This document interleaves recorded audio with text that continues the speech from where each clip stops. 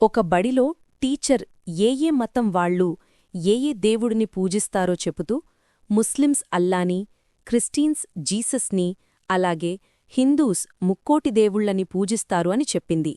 అప్పుడు ఒక పిల్లవాడు ఇంటికి వచ్చాక వాళ్ల అమ్మని, అమ్మా, ముక్కోటి దేవుళ్ళు అంటే 3 కోట్ల దేవుళ్ళా అమ్మా అని అడిగాడు. అప్పుడు వాళ్ల అమ్మ కాదు బాబూ, సంస్కృతంలో కోటి అనే పదానికి విధము లేదా వర్గము అని అర్థం. హిందూ దేవుళ్ళని ప్రధానంగా 3 విభాగాలుగా విభజించారు. వారి ఎవరు అంటే 33 మంది దేవతలు, అష్టవసువులు 8, ఏకాదశ రుద్రులు 11, ద్వాదశాదిత్యులు 12 మరియు అశ్వినీ దేవతలు 2 కలిపి మొత్తం 33 మంది దేవతలను సూచిస్తుంది. కోటి అర్థం. ఇక్కడ కోటి అనేది సంఖ్యగా కాకుండా సమూహము లేదా వర్గము అనే అర్థంలో ఉపయోగించబడింది. వైకుంఠ ఏకాదశిని ముక్కోటి ఏకాదశి అని కూడా పిలుస్తారు.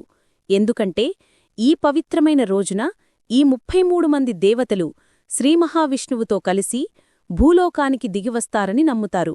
అందుకే దీనికి ముక్కోటి ఏకాదశి అనే పేరు వచ్చింది. ఆ బాబు అప్పుడు, అమ్మా, నీవు చాలా మంచిగా వివరించావు అని కృతజ్ఞతలు చెప్పుతాడు.